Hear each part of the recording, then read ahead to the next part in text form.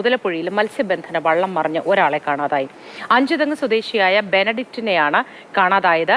വള്ളത്തിലുണ്ടായിരുന്ന ബാക്കി 3 പേരെ രക്ഷപ്പെടുത്തി. വിവരങ്ങളുമായി ജിബിൻ ചേരുന്നു.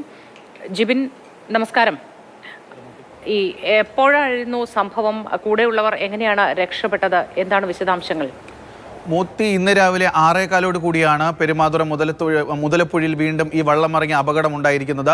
മത്സ്യബന്ധനം കഴിഞ്ഞ് തിരികെ എത്തിയ സംഘമാണ് വലിയ തിരയിൽപ്പെട്ട് മറിയുന്ന അവസ്ഥയുണ്ടായത്.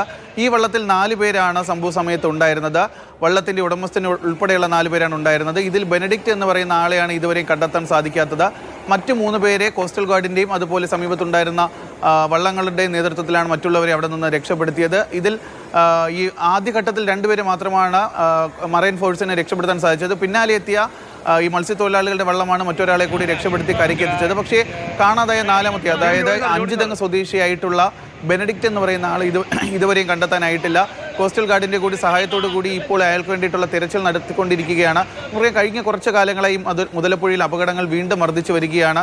ദിവസങ്ങൾക്ക് മുൻപ് മാത്രമാണ് പെരുമാതുറ മുതലപ്പുഴയുടെ സമീപ പ്രദേശമായിട്ടുള്ള മരിയനാട് നിന്ന് വീണ്ടും ഒരാൾ അപകടത്തിൽപ്പെടുകയും അദ്ദേഹത്തിൻ്റെ ജഡം പോലും 3ാമത്തെ ദിവസമാണ് കണ്ടെത്തുകയും ചെയ്യുന്നത്. അത്തരത്തിലൊരു കാഴ്ചയാണ് പെരുമാതുറയിലും പരിസര പ്രദേശങ്ങളിലും കഴിഞ്ഞ കുറച്ച് നാളുകളായി ഉണ്ടായിരുന്നത്. ഏറ്റവും എടുത്തു പറയേണ്ട കാര്യമെന്ന് പറയുമ്പോൾ കഴിഞ്ഞ ഏകദേശം 1 മാസം മുൻപ് വരെ ഒരു 2 മാസ കാലയളവിൽ പെരുമാതുറയിൽ വള്ളങ്ങൾ മറിയുന്ന ഒരു അപകടം തുടർച്ചയുണ്ടാകുന്ന ഒരു അപകട കാഴ്ച പെരുമാതുറയിൽ നിന്ന് വരില്ലായിരുന്നു. കാരണം ഏറ്റവും ഒടുവിലായി മന്ത്രിയുടെ നേതൃത്വത്തിൽ കൂടിയ ഒരു യോഗത്തിന് ശേഷം മത്സ്യത്തൊഴിലാളികൾ അവിടെ നിന്ന് വള്ളങ്ങളുമായി വിഴിഞ്ഞത്തേക്കും അതുപോലെ കൊല്ലം വാടി ഹാർബറിലേക്കൊക്കെ പോയി അവിടെ നിന്ന് മത്സ്യബന്ധനത്തിന് പോകുന്ന ഒരു സാഹചര്യമാണ് ഉണ്ടായിരുന്നത്.